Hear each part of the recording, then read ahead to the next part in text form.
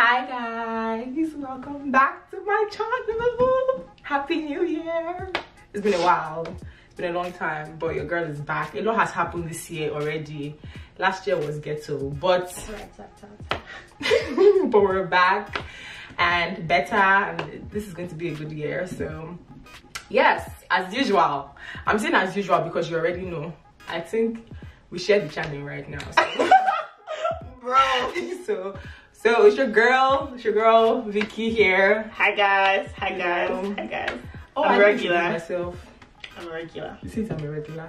Anyway, it's your girl Miracle here, and today's video is basically about preparing for F-1 visa interview, because I know some people want jackpot. And as students, which we are, we're here to help you prepare, because it can be ghetto. Those consulars, they can be mad.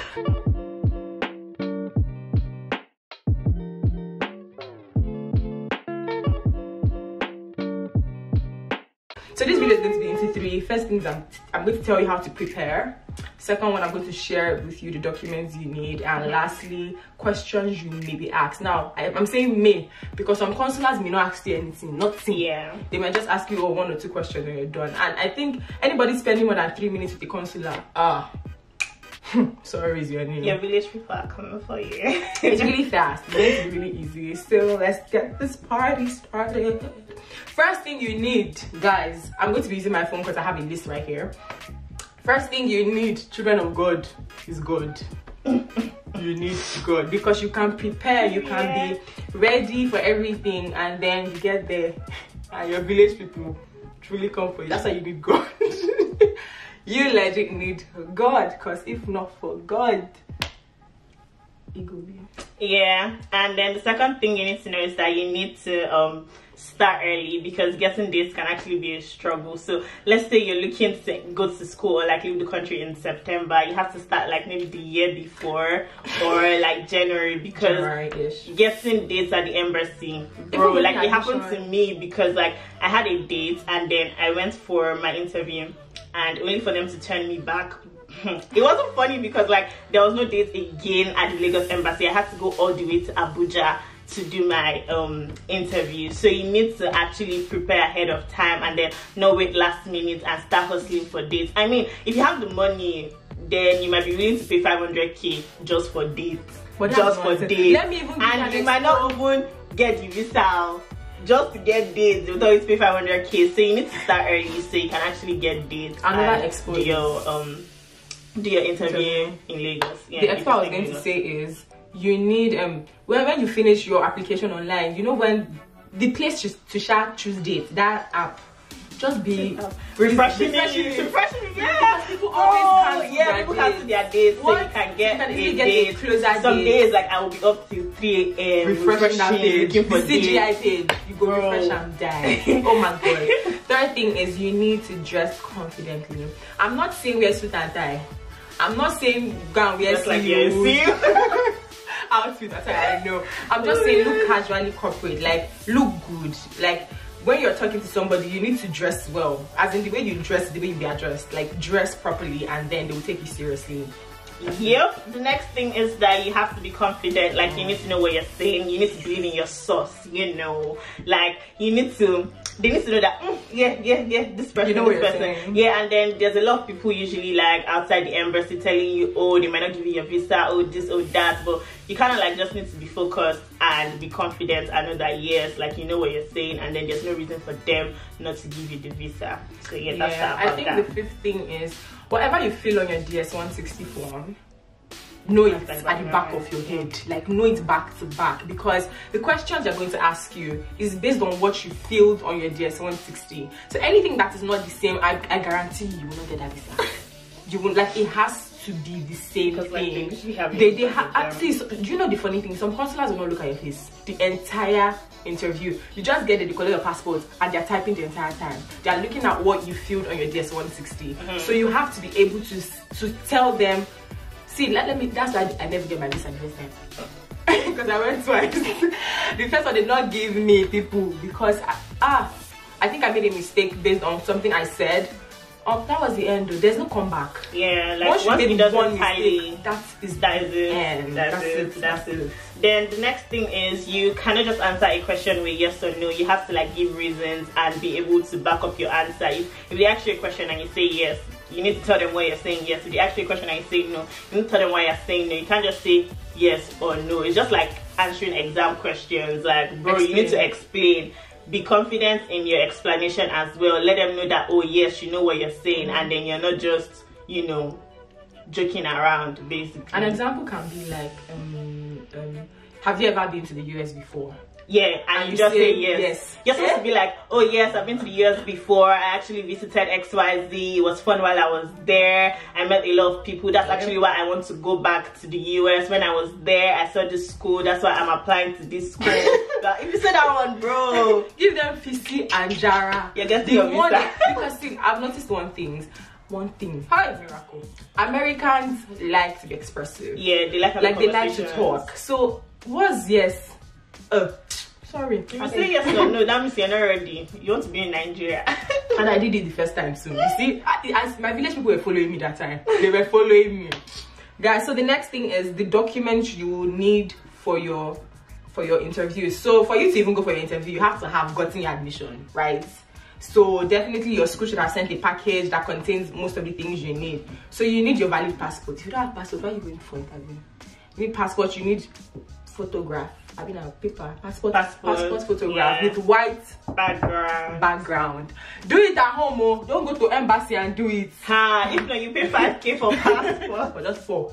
Do it at home, oh. You need your DS-160 barcode page. You also need your admission letter, obviously. You need your F-1 documents. You also need to pay your service fee. I think it's called I-901, 109. I'll add it. But I think it's $350 now. But when we're doing our own, I think it was like 200. Honestly, I don't remember. Yeah, I think the minute we finished, like we had gotten admission, that's when they changed it immediately. And I think you also need your bank statement. It's not the same. You need it. If I take one bank statement this to me, and God, like the embassy held my passport for almost 60 days after I gave them my bank statements because they were investigating the account. So you need to make sure that the bank statement that you actually take to the bank, the money is going to be there and is legit. And they asked me a question. They would ask you if they find any fraud in the account, do you agree that you would never be able to enter the US again? Yeah, obviously you have to say yes because you believe that there's no fraud in the account. So you need to be sure that the account you're using is like your parents' account and like everything there is legit, like all the transactions actually match up. They didn't ask me. Yeah, if you're lucky, they might not ask you. Depends on the consular. And then they also check your traveling history because they ask those people. It depends on just pray. That's why the first thing is you need God. Because God is the #1 factor. Because these people can be, you know, strange. So lastly, we're going to talk about questions that may be asked. Yeah, and then the first question that they would usually ask you, because I mean you're applying for a student visa, is tell me about the school you're going to. So before you go for your interview, you want to actually know your school. Bro, it was like I was going for common entrance. Jesus, I read everything about the school, where the school is located, who is the president of the school, everything. Basically, you just need to know the basics because you don't want them to ask you something about your school that you're applying to go to and then you have no idea. Bro, it just means that you are unserious. So do all your research as regards the school you're going to. Just be ready. Yeah. Be ready. The question they asked me was, what are your plans after school with this degree? You choke. You choke. Like you have to. And funny thing is, I know 2 other people that they asked the same question. Like, why are you asking me for my plans? I think it's because of the course I'm doing. Bro, like I'm just trying to leave the country. I don't have plans. No. See. I mean, I have plans. I have plans, okay, but like my plans do not match up with the plans that they were expecting. You have to be ready. You have to be prepared. So I just told them, oh, no, you don't want to know why I told them because it was a lie. But yes, just be ready for questions like that. Yeah, then also you need to know the dates that you intend to travel, and that's dependent on when the semester is actually resuming. It's on your I-20 and it's on your I-20 as well. So you need to know the date at the back of your mind. Not that they'll ask you and you start stammering or start thinking, oh my god, what date am I doing? You need to know the dates. Like, keep that back of your mind because it's a very important question that they may or may not ask you, but you want to be in a situation where you actually have answers to all the questions, basically. Yeah, next thing I know they may ask is why you chose the school.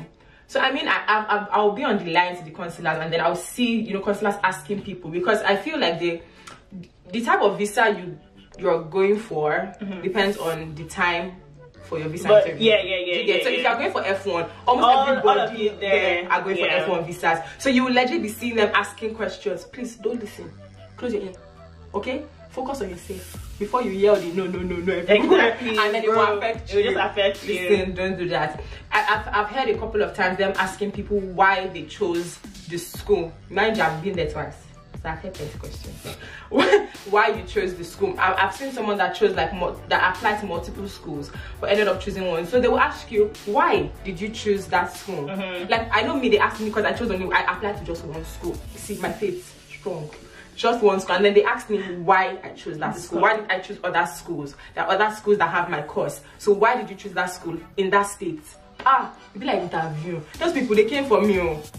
They came for me. Really? So be ready, prepared, guys. Yeah. And then the next thing you need to be aware of that they might ask you is, who is sponsoring you, what's their relationship to you, and what do they do for a living. So most times the person sponsoring you is actually the person's bank statement that you're going to submit at the embassy. So if you're a big boy or a big girl and you're sponsoring yourself, good for you. Tell them that you're sponsoring yourself. But I mean, for the most part of it, it's people's parents that actually sponsor them. So if it's your mom or your dad, you would have to say, oh, it's my dad that's sponsoring me, this is what he does, blah blah blah, he's the owner of the bank statement that I would be submitting today and everything. So you just need to explain to them that, oh, this person is related to you. And most times you actually want your sponsor to be related to you. That way they know that, oh, okay, yeah, this person has somebody to take care of them, basically. So just be ready to defend everything. Yes. And lastly, see, if they ask you who is sponsoring you, see, the chances of you getting visa at that point is 95%, because that is usually the last question they ask. Yeah. So if they ask you, oh, who is sponsoring you, see, if you mess up at that point, sorry, bro. Just know your case.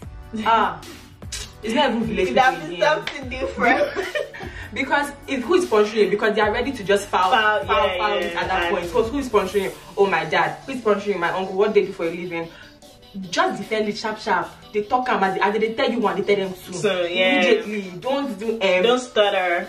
That's where confidence comes in. Just be ready. And lastly, this is the last one. The last question they asked me was what was the correlation between my BSc and my MSc. So I was going for my MSc grad school, and they were asking me my correlation, because let me tell you people, my BSc and my MSc, we know relate.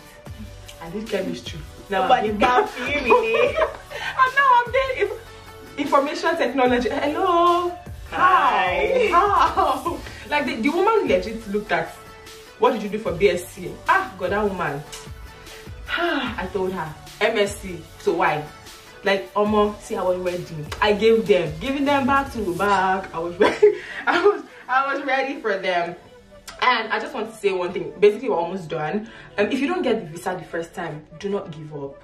Apply immediately, especially if you want to really go to that school. Because when you apply like immediately, they know that, oh yes, like this person is actually serious. Like it counts for something for you, basically. Because they know the last time you were there, and they will even tell you, oh, don't apply 3 months. I'm not lying.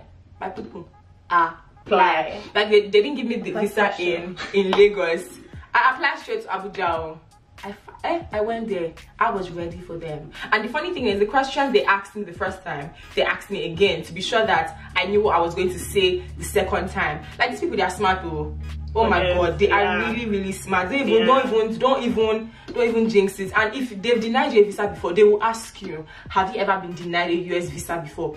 Please say yes.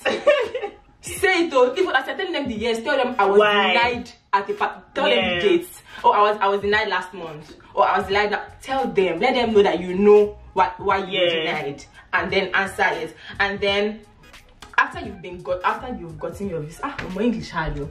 After you've gotten your visa, there's a new rule in which you have to pay reciprocity fee.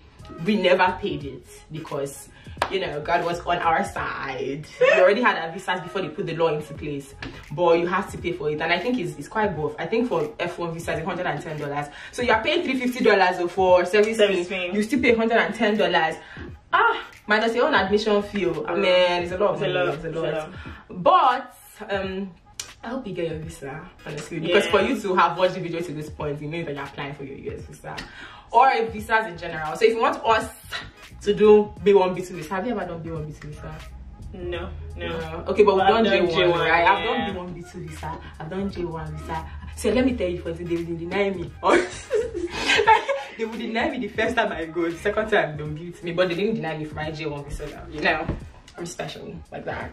By the way, guys, if you have not liked this video, shared it, commented, subscribed, turn on your post notification. Guys, now how far? Episode starts. I'm back. I'm back. I'm actually back. So please don't forget to like, comment, share, and subscribe. And I'll see you in my next video. Bye, guys. Bye.